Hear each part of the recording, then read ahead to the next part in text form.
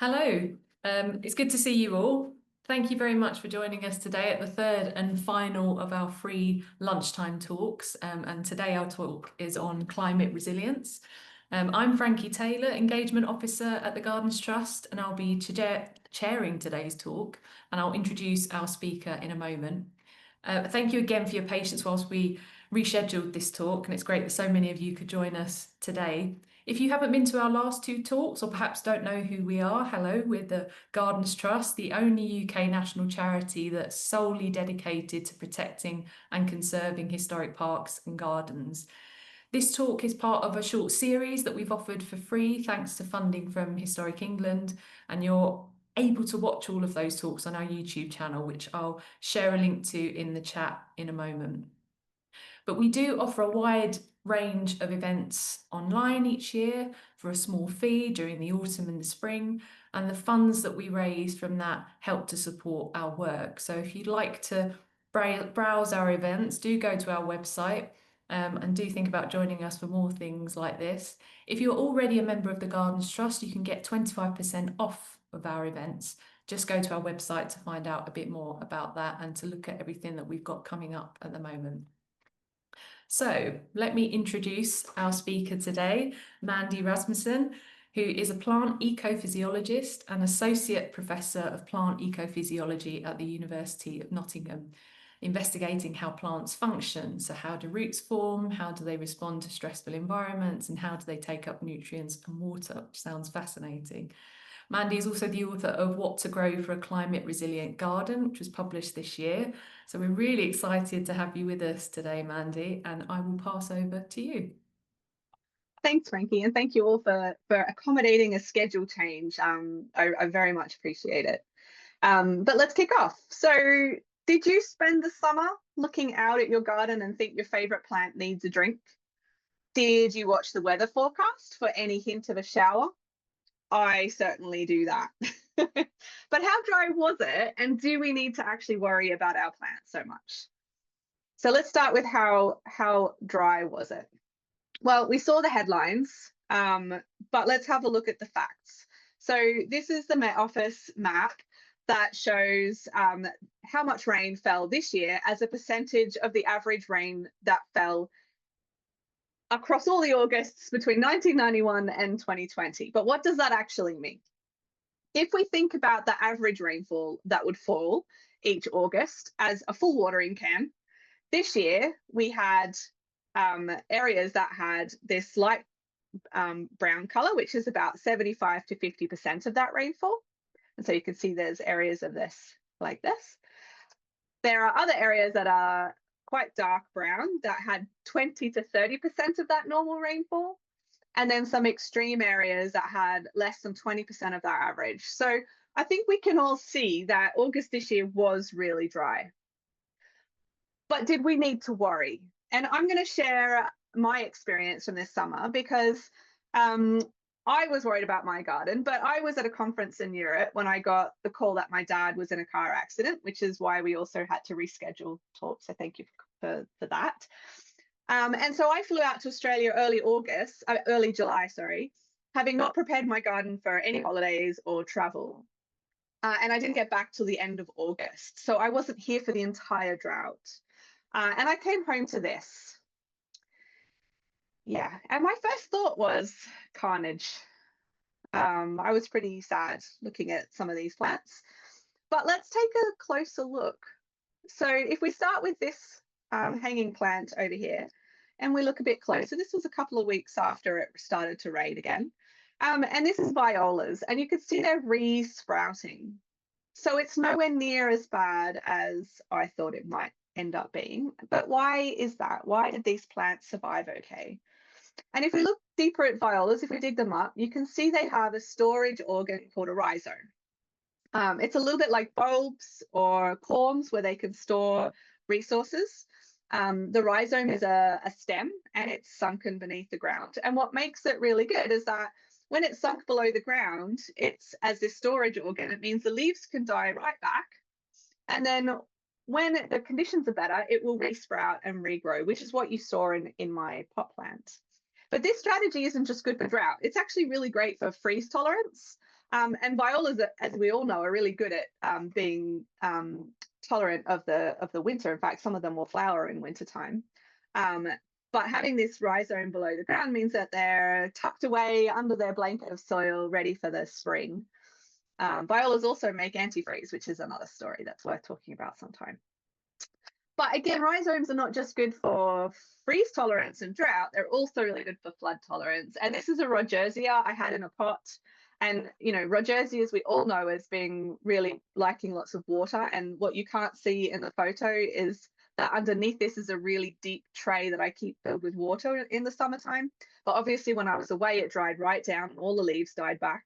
But then after it started raining, it resprouted. This is what it looked like last week. And it's just started dying back again for the winter. So rhizomes are a great strategy for flood tolerance and drought tolerance and frost tolerance. And this is another example that has a below ground rhizome. This is my spotty dotty, which didn't even drop its leaves. You can't quite see it in the picture, but the dead flower stems are here from the beginning of the summer. It's the same leaves from the beginning of the summer. So it didn't even drop the leaves. And that's because the rhizome also helps it provide moisture when the conditions are dry. So it will shut down its photosynthesis and other things, but the rhizome can also provide water. So below ground storage rhizomes, like rhizomes, make for really highly adaptable and stress tolerant plants. So plants that can keep growing when the going gets tough. So that's one example. And then let's have a closer look at my trees that were growing in pots. You can see these buds here are still very green, right? So here's another tree that was growing in a pot, nice green buds. And this is my ornamental cherry that looked very sad. But actually its buds are perfectly alive. And so what's going on here? Well, plants will evaporate water from pores in their leaves. It's called transpiration. And the more leaves you have, the more transpiration you have, the more water loss you have. And that includes water that's actually stored in the plant and needed to keep the cells alive. So the less leaves you have, the less water loss you have, which means you can also keep water in the stems or leaves or roots that are still there. And of course, if you lose all your leaves, you don't lose the water anymore. It just stays dormant in the cells, keeping the cells alive. And this is actually the same process that happens now in autumn as we go into winter, because frozen water is the same as having a drought. So if the conditions get really cold, then the roots can't take up the water anymore. And so it's the same experience that the plants will have as if they're having a drought. So the difference is that in autumn, we know that the winter is coming. And so the plants know that the winter is coming. And so they'll go through this process of moving the resources like the nitrogen-filled chlorophyll. They'll remove it from the leaves and take it back into the stem for storage. And then they'll drop their leaves. So when we have the drought, we didn't see the color change, but we did see the leaf drop. And this is what that same tree looked like last year. Of course, I'm not going to have that color this year, but I might next year. So there is still hope.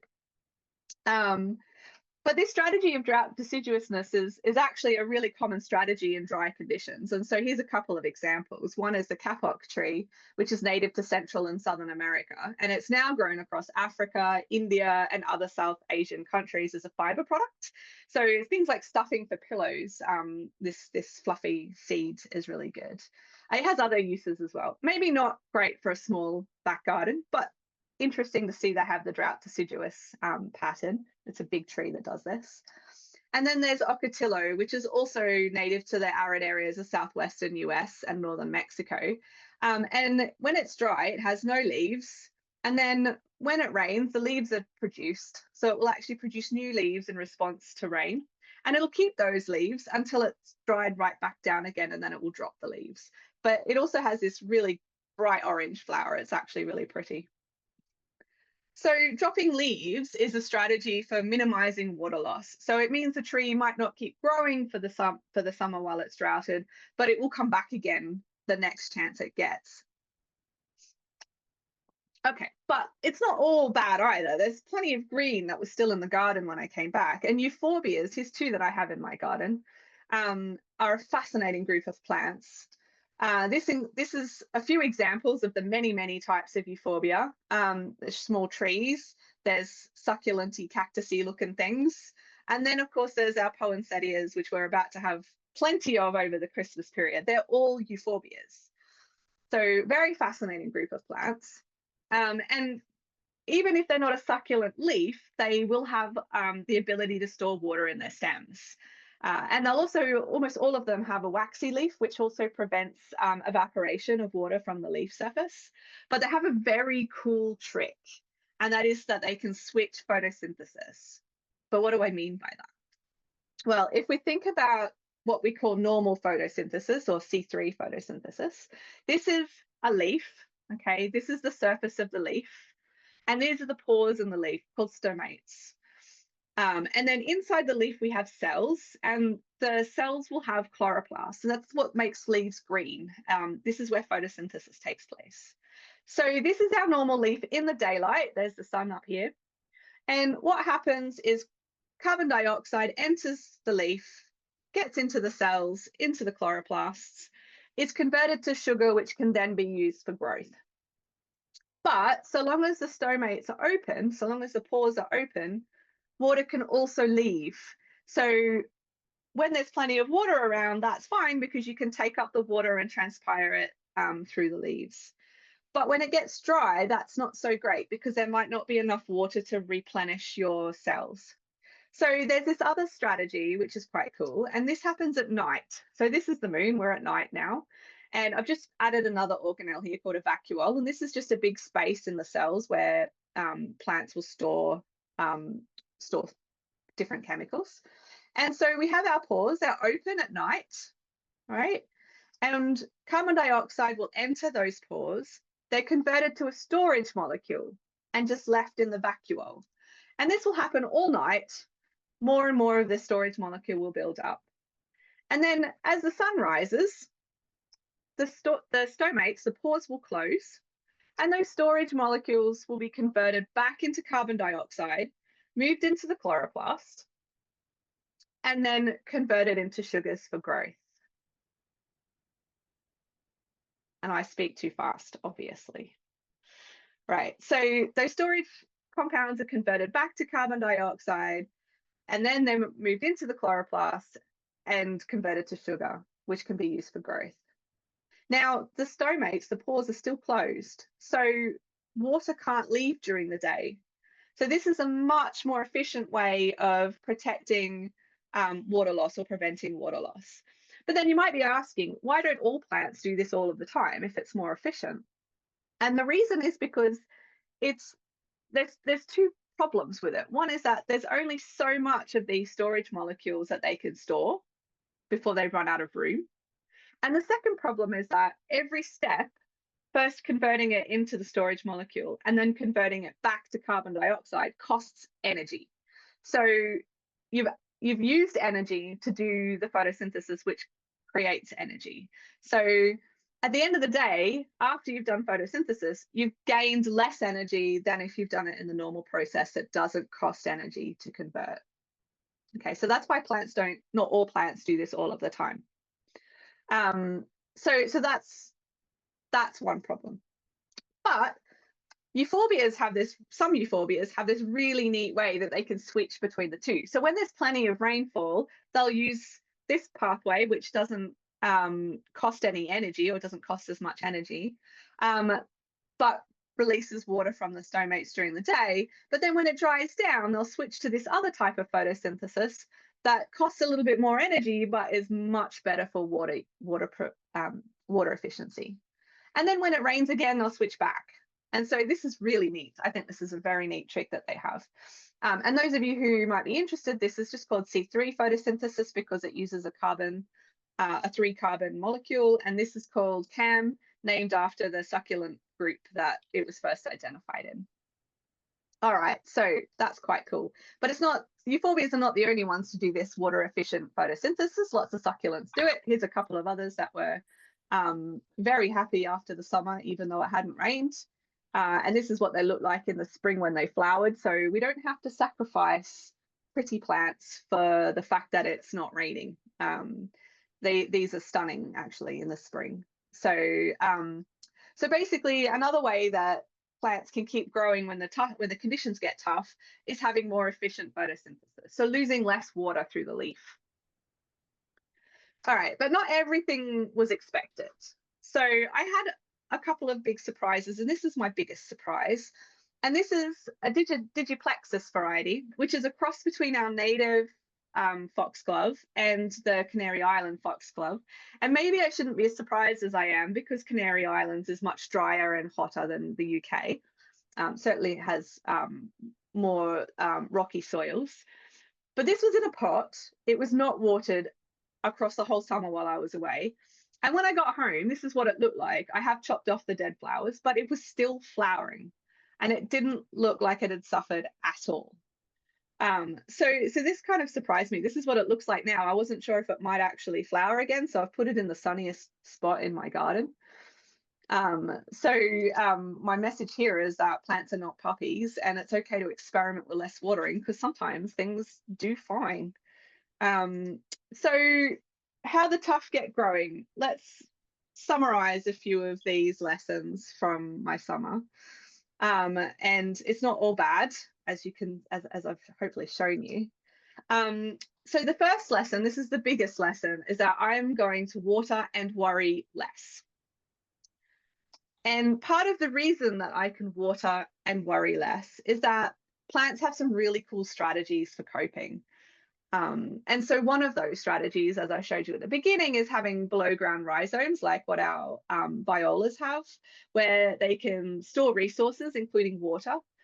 And it just, that strategy means that they can resprout quickly again after the stress, whatever stress it is, has passed. So it's also really great for all kinds of stress conditions like drought, flooding, and freezing. And then just because my trees drop their leaves does not mean that they're dead. In fact, most of them are going to be fine, I'm pretty sure. There's one that I'd only just planted this year that I haven't shown you in. Spring will tell. We will see. But my trees in pots just are going to be fine in the spring. And it's this strategy of minimizing water loss by losing the leaves. And then there's this other strategy that I told you about with some of the euphorbias, where they can actually switch between the more water costly photosynthesis and switch back to one that's more efficient. So capturing carbon dioxide at night and then switching to converting to sugars in the day while the stomates are closed. So pretty cool. But how else can we learn some of these things other than just trying it in our own back garden? Well, a great strategy is to go visit other gardens. And here's a couple of examples. So Beth Chatto's gravel garden is a fantastic example. And you can see even in this picture, here are the euphorbias that I mentioned before. And these are alliums that have obviously a bulb below ground that stores resources.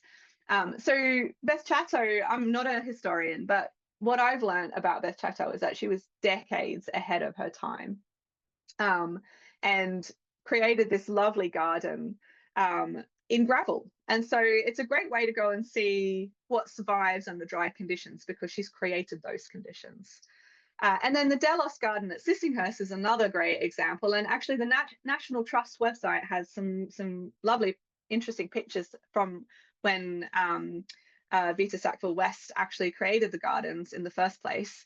And it's based on a Greek garden, a Greek Mediterranean garden. So again, lots of gravel. They've just been redoing it. So fascinating place. All right, so I hope you've enjoyed learning about some of the science behind how the tough keep growing. Because if you want to learn more about different types of plants that grow in different conditions, I've written the book that was mentioned by Frankie at the beginning. But aside from that, here are some great things you could do, right? I said already, visit gardens, and it's a really great way to get ideas and inspiration. But here's a top tip. When you see a plant you like, don't just write the name of the plant down. Also have a look at what conditions it's growing in. Is it sandy? Is there soil? Is it muddy? Or is it in the sun or the shade? Or is it near a stream or the side of a hill? That kind of thing. It will really help you think about where it might grow well in your own garden. And then if we want to see the tough keep growing, we have to be tough. So water less, if at all. I know I'm going to be a lot tougher. And then plants are not poppies. So you could experiment. Who knows what you'll find? Just because the tag says it needs to be in moist, well-drained conditions doesn't mean that's the only place it will grow. And so I hope you've enjoyed that. And with that, I will leave you there. And I thank you for listening. Thank you very much, Mandy. That was so interesting. And I think it's such a hopeful message, especially for kind of gardeners like me that don't always do our homework. Worry less, water less, and watch and wait. It's such a lovely message that I totally welcome. So yeah, it's just really interesting to hear all of the different examples. If anybody's got any questions, do pop them in the chat. I've got loads. I just really want to pick your brain, Mandy, about the different types of plants that, we could plant in our gardens. But I wondered if there's, aside from the ones that you've already mentioned, are there any plants that are more resilient to drought or more resilient in general than we might think? Are there any kind of secretly really resilient plants? Oh, secretly resilient ones. Well, anything that has silvery leaves and hairy leaves. And the reason for that is it prevents water loss through the leaf. So around the leaf where you've got the hairs, it creates a buffer zone that's a bit higher in humidity, and that means they lose less water from the stomates. And the silvery leaves reflects the sun, so they tend to cope better with the heat. So anything with silvery leaves and hairy leaves is a good strategy. But as far as a secret hidden, I think this is part of the problem we have in the horticulture world is we know optimal conditions, but we don't necessarily know how far you can push them. Like that Digiplexus, I just did not expect it to still be alive when I got home. I just didn't. So yeah, I think try stuff and then share it. Oh, that's really interesting. Yeah, good tip about the kind of silvery and hairy leaves as well. I think I'll be doing a lot of experiments and see how far we can push plants that we love in our garden. And we've got a question here from Stephen. Is there a list of plants that switch photosynthesis? Oh man, I so wish there was. Part of the problem here, and this is why I have my job as a researcher, right, is that we don't know. This has been found in a couple of species, but how well has it been tested? Not very well. So, for example, one of the plants I would love to do some more work on is strangler figs. And some of those plants and the clusias, which are a little bit like that, they're another tree that has these roots that kind of come down from the canopy. They have been found to switch photosynthesis as well. And part of that is if you think about a plant that lives in the canopy, it's also a drought a lot of the time because it's only getting water when it rains. It's not hasn't got a pool of water around it. So Stephen, I'd love to say there's a list of plants that switch, but we need more research to know which ones do it. I don't even know how many in the Euphorbia family do it. We know the Euphorbia genus do it. We know a few do, but we don't know how many. So it's a great question, and I wish I had a better answer for you. Yeah, it's so interesting. I never knew that about switching photosynthesis. And again, it just shows you how much of a world there is out there that we don't know about plants, their kind of secret lives. Stephen said it looked like a number of your plant photos were in shady places. How much of your plant survival was helped by being in a shady place? Yeah. Yeah, that's a great observation, Stephen. And some of it is definitely because of shade, but a couple of the photos that I took. So I have near my house is a north facing garden. So the closest to my house it is only gets sunlight in the middle of summer. So for the whole drought, a lot of those plants are in direct sunlight. Except that like that little bit where my spotty dotty was, that's actually shaded because there's a tree, like a small tree I planted there. And so some of that actually got quite dry, but you can't tell now because it's shaded almost all the time now. And the pot, for example, I've moved into the sunny part of my garden. In terms of your question about plant survival being helped by being in a shady place, there's two things here. One is heat is definitely, if you can get heat down, that's definitely an advantage, and that's definitely an advantage in the shade. There is competition with the tree that is growing there. So the ground is actually very dry under that tree. So it is dry normally, I think, which helps them be prepared for drought is part of my response to that. But the other thing that's kind of cool is that, and this is something again that I just love, and I can talk science all day, by the way, guys. So just tell me to stop when you've had enough. But trees can also take up water from much deeper down, and then they release water in the surface soil to keep their roots alive when it's dry. So if they have a resource that's deep down and they can release water near the surface in their surface roots, other things can take advantage of that. How much that's happening in my own garden, I'm not sure, but we've seen the science to do that using traces, and that's absolutely amazing that can happen. So, so yes, shade is possibly part of it, but there's lots going on. Gosh, it's so much more complex than we know. So interesting. And we've got another question from Judith here. So, in drought conditions, does it help for us to cut plants back to give a helping hand to a herbaceous plant? Yeah, I think the answer to that is yes, because you're reducing the amount of evaporation from the leaves. Some plants don't like being pruned, so maybe don't prune those, but most herbaceous things I think are pretty, the Chelsea chop, give them a drought chop. And the other thing is, if you're away, for example, like I was away most of the summer, some of my slightly softer things that died back, I have pruned them back. So that when they resprout in spring, they'll come back bushier without dead branches, because also sometimes that's where disease can get in. So yeah, it is a good strategy to cut them back to give them a helping hand. Yeah. Good question, Judith. Yeah, I'm going to be writing down all of this. I've got so many notes now. I guess just to kind of finish up as well, based on the kind of things that you were saying, when we live in a climate now that is changing, I wonder if, you kind of allude to this, we have to almost change our attitudes to our plants and our gardens in a way. So, and even appreciate them when they don't have their leaves on or don't look their best, or, thinking about succulents and how sometimes when they're put under stress, they look better because their colours come out and things like that. So, yeah, what do you think about that and us changing our attitudes to how we garden?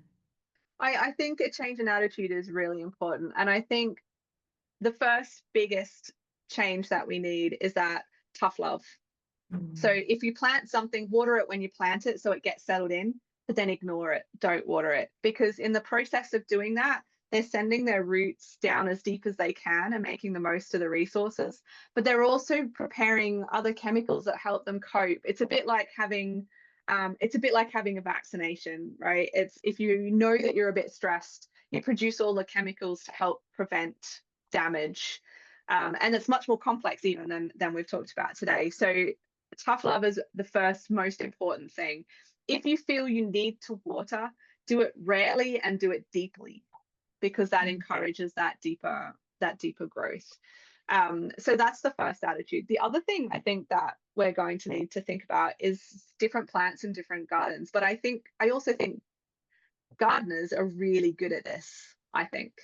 We have our favorite type of garden, but we're very open, I would say, to new plants and new varieties. And the breeders who are breeding new garden plants are looking at drought tolerance or flood tolerance or enter stress here. So I think if we just keep our minds open to new options, I think that's a great way. But also this message of plants are not puppies, so it's okay if they die, means that you can kind of stress them a little bit and see how they cope. If you're not sure if it'll grow, try it. And I think more things can survive than we assume. And that's, I think, a big message, actually. Yeah. And succulents are beautiful. I've replaced all my hanging pots with succulents because I got sick of watering my hanging pots. Yeah. It's a good tip. Yeah. No, I think that's a very good note to end on. Just really quickly as well, Judith also asked, does watering once on planting also apply to roses? Well, I don't know about all roses, but I have 2 climbing roses that are giant, and I watered them once when I put them in, and maybe once more later that summer, because that was the heat wave summer we had a few years back when I put them in. And they come out in this fountain of white flowers every year. So, and I don't water them at all anymore. So I don't know if that answers your question, Judith. That's great. Okay, I think that's all the questions that we have, but thank you so much, Mandy. That was really fascinating. We're all going to go away with lots of ideas and different attitudes to our gardens. So thank you very much for rescheduling this. And thank you to everyone here who came along today, and we hope to see you soon. So bye-bye. Thanks, everyone.